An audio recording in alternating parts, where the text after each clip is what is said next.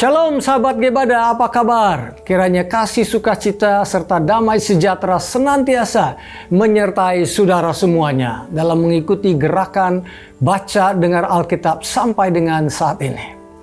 Nah, hari ini kita akan membaca kitab Markus pasal ketiga sampai pasal kelima.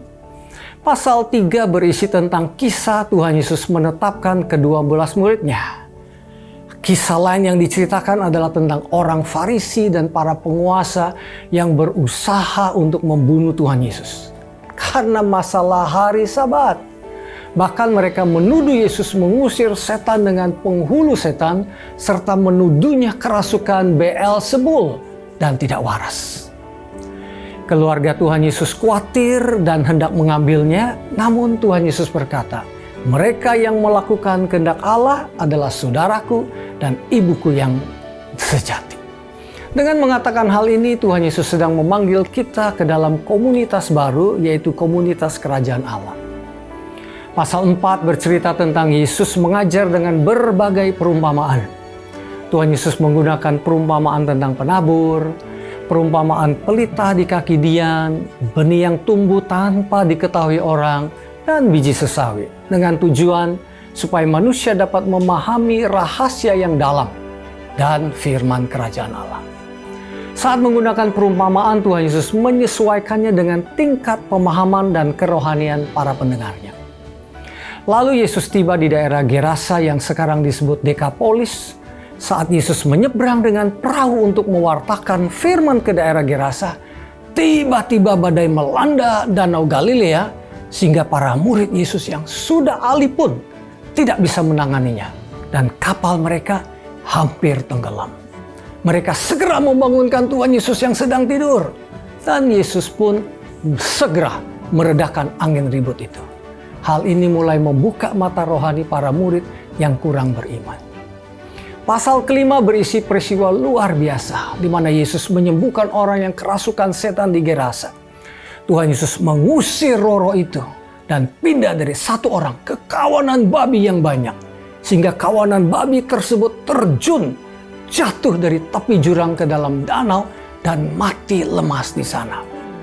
Namun orang Gerasa kemudian menolak Yesus hanya karena kerugian ekonomi dan ketakutan mereka. Sementara orang yang telah disembuhkan itu hendak mengikuti Tuhan Yesus. Tetapi Tuhan Yesus tidak mengizinkannya, namun mengutusnya sebagai saksi bagi keluarganya dan bagi semua orang di daerah itu tentang apa yang Tuhan Yesus telah lakukan dalam hidupnya. Nah, bagian akhir pasal 5 menceritakan tentang Yesus membangkitkan anak Yairus dan menyembuhkan seorang perempuan yang sudah 12 tahun menderita pendarahan. Perempuan ini beriman bahwa hanya dengan menyentuh ujung jubah Tuhan Yesus, maka dia akan sembuh. Dan Tuhan Yesus pun memuji iman perempuan ini. Kemudian Yesus pun melanjutkan perjalanannya dan tiba di rumah Yairus. Namun apa boleh buat, anaknya sudah keburu mati. Tetapi Tuhan Yesus membangkitkan kembali anak tersebut. Melalui peristiwa-peristiwa ini, Tuhan Yesus menyatakan dirinya sebagai anak Allah yang hidup.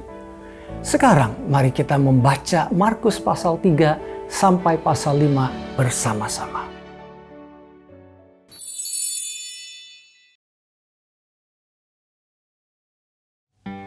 Kemudian Yesus masuk lagi ke rumah ibadat.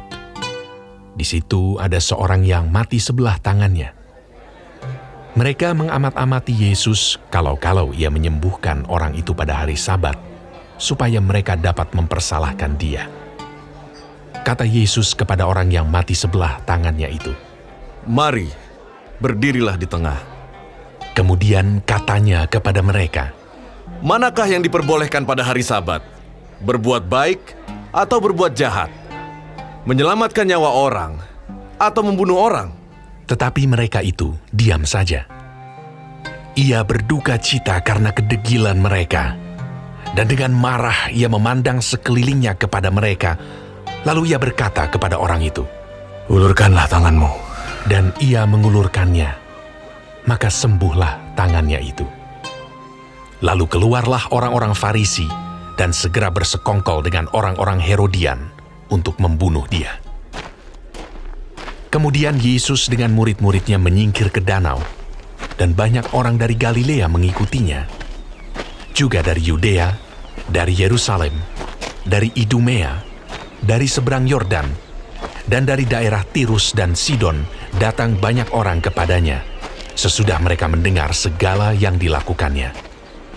Ia menyuruh murid-muridnya menyediakan sebuah perahu baginya karena orang banyak itu, supaya mereka jangan sampai menghimpitnya. Sebab ia menyembuhkan banyak orang, sehingga semua penderita penyakit berdesak-desakan kepadanya, hendak menjamahnya. Bila mana roh-roh jahat melihat dia, mereka jatuh tersungkur di hadapannya dan berteriak, Engkaulah anak Allah! Tetapi ia dengan keras melarang mereka memberitahukan siapa dia. Kemudian naiklah Yesus ke atas bukit. Ia memanggil orang-orang yang dikehendakinya, dan mereka pun datang kepadanya.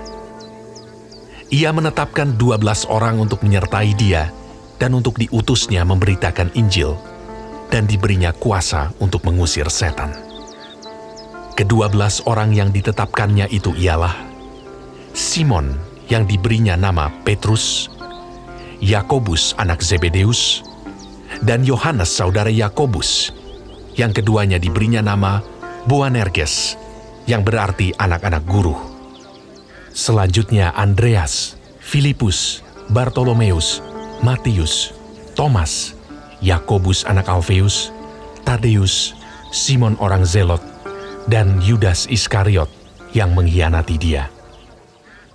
Kemudian Yesus masuk ke sebuah rumah. Maka datanglah orang banyak berkerumun pula, sehingga makan pun mereka tidak dapat. Waktu kaum keluarganya mendengar hal itu, mereka datang hendak mengambil dia, sebab kata mereka, ia tidak waras lagi. Dan ahli-ahli Taurat yang datang dari Yerusalem berkata, Ia kerasukan Beelzebul. dan Dengan penghulu setan, ia mengusir setan. Yesus memanggil mereka, lalu berkata kepada mereka dalam perumpamaan, Bagaimana iblis dapat mengusir iblis? Kalau suatu kerajaan terpecah-pecah, kerajaan itu tidak dapat bertahan. Dan jika suatu rumah tangga terpecah-pecah, rumah tangga itu tidak dapat bertahan. Demikianlah juga kalau iblis berontak melawan dirinya sendiri, dan kalau ia terbagi-bagi, ia tidak dapat bertahan, melainkan sudahlah tiba kesudahannya. Tetapi tidak seorang pun dapat memasuki rumah seorang yang kuat untuk merampas harta bendanya apabila tidak diikatnya dahulu orang kuat itu. Sesudah itu, barulah dapat ia merampok rumah itu. Aku berkata kepadamu, sesungguhnya semua dosa dan hujat anak-anak manusia akan diampuni. Ya, semua hujat yang mereka ucapkan. Tetapi apabila seorang menghujat Roh Kudus, ia tidak mendapat ampun selama-lamanya, melainkan bersalah karena berbuat dosa kekal. ia berkata demikian karena mereka katakan bahwa ia kerasukan roh jahat. Lalu datanglah ibu dan saudara-saudara Yesus. Sementara mereka berdiri di luar, mereka menyuruh orang memanggil dia. Ada orang banyak duduk mengelilingi dia. Mereka berkata kepadanya, Lihat, ibu dan saudara-saudaramu ada di luar dan berusaha menemui engkau. Jawab Yesus kepada mereka, Siapa ibuku dan siapa saudara-saudaraku? Ia melihat kepada orang-orang yang duduk di sekelilingnya itu dan berkata, Ini ibuku dan saudara-saudaraku. Barang siapa melakukan kehendak Allah, dialah saudaraku laki-laki, dialah saudaraku perempuan, dialah ibuku. Pada suatu kali, Yesus mulai pula mengajar di tepi danau. Maka datanglah orang banyak yang sangat besar jumlahnya mengerumuni dia, sehingga ia naik ke sebuah perahu yang sedang berlabuh, lalu duduk di situ. Sedangkan semua orang banyak itu di darat, di tepi danau itu. Dan ia mengajarkan banyak hal dalam perumpamaan kepada mereka. Dalam ajarannya itu, ia berkata kepada mereka, Dengarlah, adalah seorang penabur keluar untuk menabur. Pada waktu ia menabur, sebagian benih itu jatuh di pinggir jalan. Lalu datanglah burung dan memakannya sampai habis. Sebagian jatuh di tanah yang berbatu-batu, yang tidak banyak tanahnya. Lalu benih itu pun segera tumbuh karena tanahnya tipis. Tetapi sesudah matahari terbit, layulah ia dan menjadi kering karena tidak berakar. Sebagian lagi jatuh di tengah semak duri. Lalu makin besarlah semak itu dan menghimpitnya sampai mati, sehingga ia tidak berbuah. Dan sebagian jatuh di tanah yang baik. Ia tumbuh dengan suburnya dan berbuah. Hasilnya ada yang 30 kali lipat, ada yang 60 kali lipat, ada yang 100 kali lipat. Dan katanya, Siapa mempunyai telinga untuk mendengar, hendaklah ia mendengar. ketika ia sendirian, pengikut-pengikutnya dan ke-12 murid itu menanyakan dia tentang perumpamaan itu. Jawabnya, Kepadamu telah diberikan rahasia kerajaan Allah. Tetapi kepada orang-orang luar, segala sesuatu disampaikan dalam perumpamaan. Supaya sekalipun melihat, mereka tidak menanggap. Sekalipun mendengar, mereka tidak mengerti. Supaya mereka jangan berbalik dan mendapat ampun. lalu ia berkata kepada mereka, Tidakkah kamu mengerti perumpamaan ini? Kalau demikian, bagaimana kamu dapat memahami semua perumpamaan yang lain? Penabur itu menaburkan firman. Orang-orang yang di pinggir jalan, tempat firman itu ditaburkan, ialah mereka yang mendengar firman. Lalu datanglah iblis dan mengambil firman yang baru ditaburkan di dalam mereka. Demikian juga yang ditaburkan di tanah yang berbatu-batu. Ialah orang-orang yang mendengar firman itu dan segera menerimanya dengan gembira. Tetapi mereka tidak berakar dan tahan sebentar saja. Apabila kemudian datang penindasan atau penganiayaan karena firman itu, mereka segera murtad. Dan yang lain ialah yang ditaburkan di tengah semak duri. Itulah yang mendengar firman itu. Lalu kekhawatiran dunia ini dan tipu daya kekayaan dan keinginan-keinginan akan hal yang lain masuklah menghimpit firman itu sehingga tidak berbuah. Dan akhirnya yang ditaburkan di tanah yang baik ialah orang yang mendengar dan menyambut firman itu lalu berbuah. Ada yang 30 kali lipat, ada yang 60 kali lipat, dan ada yang 100 kali lipat. lalu Yesus berkata kepada mereka, Orang membawa pelita bukan supaya ditempatkan di bawah gantang atau di bawah tempat tidur, melainkan supaya ditaruh di atas kaki dian. Sebab tidak ada sesuatu yang tersembunyi yang tidak akan dinyatakan, dan tidak ada sesuatu yang rahasia yang tidak akan tersingkap. Barang siapa mempunyai telinga untuk mendengar, hendaklah ia mendengar. lalu ia berkata lagi, Camkanlah apa yang kamu dengar. Ukuran yang kamu pakai untuk mengukur akan diukurkan kepadamu, dan di samping itu akan ditambah lagi kepadamu. Karena siapa yang mempunyai, kepadanya akan diberi. Tetapi siapa yang tidak mempunyai, apapun juga yang ada padanya akan diambil daripadanya. lalu kata Yesus, Beginilah hal kerajaan Allah itu. Seumpama orang yang menaburkan benih di tanah. Lalu pada malam hari ia tidur dan pada siang hari ia bangun. Dan benih itu mengeluarkan tunas dan tunas itu makin tinggi. Bagaimana terjadinya tidak diketahui orang itu. Bumi dengan sendirinya mengeluarkan buah. Mula-mula tangkainya, lalu bulirnya, kemudian butir-butir yang penuh isinya dalam bulir itu. Apabila buah itu sudah cukup masak, orang itu segera menyabit, sebab musim menuai sudah tiba. katanya lagi, Dengan apa hendak kita membandingkan kerajaan Allah itu? Atau dengan perumpamaan manakah hendaknya kita menggambarkannya? Hal kerajaan itu seumpama biji sesawi yang ditaburkan di tanah. Memang, biji itu yang paling kecil daripada segala jenis benih yang ada di bumi. Tetapi apabila ia ditaburkan, ia tumbuh dan menjadi lebih besar daripada segala sayuran yang lain dan mengeluarkan cabang-cabang yang besar, sehingga burung-burung di udara dapat bersarang dalam naungannya. dalam banyak perumpamaan yang semacam itu, ia memberitakan firman kepada mereka sesuai dengan pengertian mereka. Dan tanpa perumpamaan, ia tidak berkata-kata kepada mereka, Tetapi kepada murid-muridnya, ia menguraikan segala sesuatu secara tersendiri. Pada hari itu, waktu hari sudah petang, Yesus berkata kepada mereka, Marilah kita bertolak ke seberang. Mereka meninggalkan orang banyak itu, lalu bertolak, dan membawa Yesus beserta dengan mereka dalam perahu di mana Yesus telah duduk, dan perahu-perahu lain juga menyertai dia. Lalu mengamuklah taufan yang sangat dahsyat, dan ombak menyembur masuk ke dalam perahu, sehingga perahu itu mulai penuh dengan air. Pada waktu itu, Yesus sedang tidur di buritan di sebuah tilam. Maka murid-muridnya membangunkan dia dan berkata kepadanya, Guru, kau tidak peduli kalau kita binasa? Ia pun bangun, menghardik angin itu, dan berkata kepada danau itu, Diam! Tenanglah! Lalu angin itu reda, dan danau itu menjadi teduh sekali. Lalu ia berkata kepada mereka, Mengapa kamu begitu takut? Mengapa kamu tidak percaya?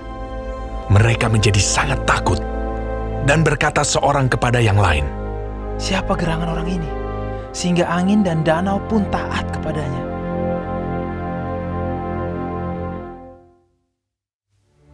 Lalu sampailah mereka di seberang danau, di daerah orang Gerasa.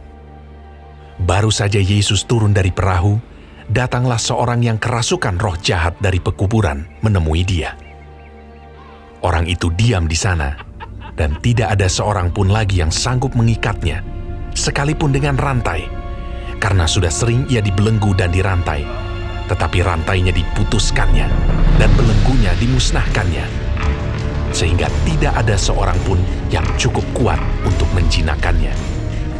Siang malam ia berkeliaran di pekuburan dan di bukit-bukit sambil berteriak-teriak dan memukuli dirinya dengan batu.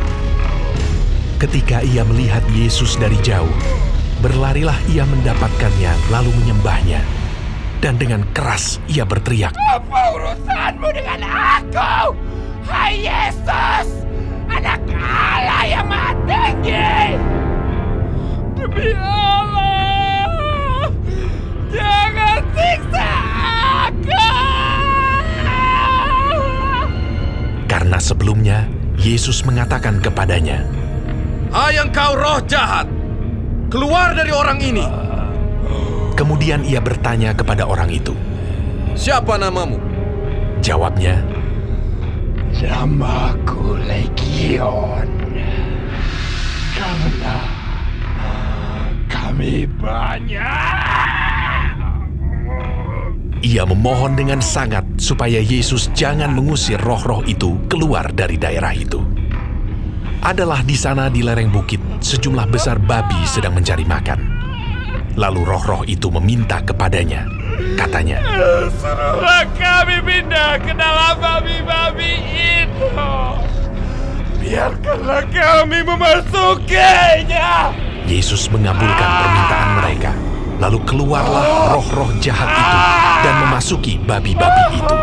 Kawanan babi yang kira-kira 2.000 jumlahnya itu terjun dari tepi jurang ke dalam danau dan mati lemas di dalamnya. Maka larilah penjaga-penjaga babi itu dan menceritakan hal itu di kota dan di kampung-kampung sekitarnya. Lalu keluarlah orang untuk melihat apa yang terjadi. Mereka datang kepada Yesus dan melihat orang yang kerasukan itu duduk, sudah berpakaian, dan sudah waras. Orang yang tadinya kerasukan legion itu.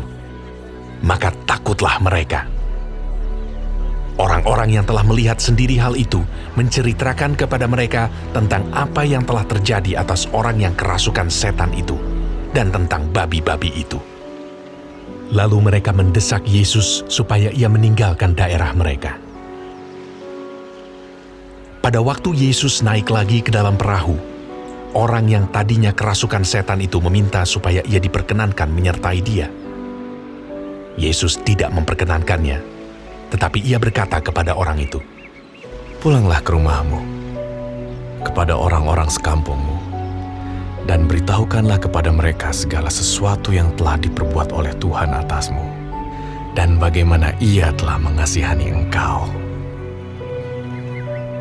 Orang itu pun pergilah dan mulai memberitakan di daerah Dekapolis segala apa yang telah diperbuat Yesus atas dirinya, dan mereka semua menjadi heran. Sesudah Yesus menyeberang lagi dengan perahu, orang banyak berbondong-bondong datang lalu mengerumuni dia. Sedang ia berada di tepi danau, datanglah seorang kepala rumah ibadat yang bernama Yairus. Ketika ia melihat Yesus, tersungkurlah ia di depan kakinya dan memohon dengan sangat kepadanya. Anakku perempuan sedang sakit, hampir mati. Datanglah kiranya dan letakkanlah tanganmu atasnya, supaya ia selamat dan tetap hidup. Lalu pergilah Yesus dengan orang itu. Orang banyak berbondong-bondong mengikuti dia dan berdesak-desakan di dekatnya. Adalah di situ seorang perempuan yang sudah 12 tahun lamanya menderita pendarahan. Ia telah berulang-ulang diobati oleh berbagai tabib, sehingga telah dihabiskannya semua yang ada padanya. Namun sama sekali tidak ada faedahnya. Malah sebaliknya, keadaannya makin memburuk. Dia sudah mendengar berita-berita tentang Yesus, maka di tengah-tengah orang banyak itu, ia mendekati Yesus dari belakang dan menjamah jubahnya. Sebab katanya, asal ku jamah saja jubahnya, aku akan sembuh. Seketika itu juga, berhentilah pendarahannya, dan ia merasa bahwa badannya sudah sembuh dari penyakitnya. Pada ketika itu juga, Yesus mengetahui bahwa ada tenaga yang keluar dari dirinya. Lalu ia berpaling di tengah orang banyak dan bertanya, Siapa yang menjamah jubahku? Murid-muridnya menjawab, Engkau melihat bagaimana orang-orang ini berdesak-desakan dekatmu, dan engkau bertanya siapa yang menjamah aku. Lalu ia memandang sekelilingnya untuk melihat siapa yang telah melakukan hal itu. Perempuan itu yang menjadi takut dan gemetar ketika mengetahui apa yang telah terjadi atas dirinya, tampil dan tersungkur di depan Yesus, dan dengan tulus memberitahukan segala sesuatu kepadanya. Maka katanya kepada perempuan itu, Hai anakku, imanmu telah menyelamatkan engkau. Pergilah dengan selamat dan sembuhlah dari penyakitmu. Ketika Yesus masih berbicara, datanglah orang dari keluarga kepala rumah ibadat itu dan berkata, Anakmu sudah mati, apa perlunya lagi engkau menyusah-nyusahkan guru? Tetapi Yesus tidak menghiraukan perkataan mereka dan berkata kepada kepala rumah ibadat, Jangan takut, percaya saja. Lalu Yesus tidak memperbolehkan seorang pun ikut serta, kecuali Petrus, Yakobus, dan Yohanes, saudara Yakobus. Mereka tiba di rumah kepala rumah ibadat, dan di sana dilihatnya orang-orang ribut, menangis, dan meratap dengan suara nyaring. Sesudah ia masuk, ia berkata kepada orang-orang itu, Mengapa kamu ribut dan menangis? Anak ini tidak mati, tetapi tidur. Tetapi mereka menertawakan dia. Maka diusirnya semua orang itu. Lalu dibawanya ayah dan ibu anak itu, dan mereka yang bersama-sama dengan dia, masuk ke kamar anak itu. Lalu dipegangnya tangan anak itu. Katanya, Talita kum, yang berarti, Hai anak, aku berkata kepadamu, bangunlah. Seketika itu juga anak itu bangkit berdiri dan berjalan, sebab umurnya sudah 12 tahun. Semua orang yang hadir sangat takjub. Dengan sangat ia berpesan kepada mereka, supaya jangan seorang pun mengetahui hal itu. Lalu ia menyuruh mereka memberi anak itu makan.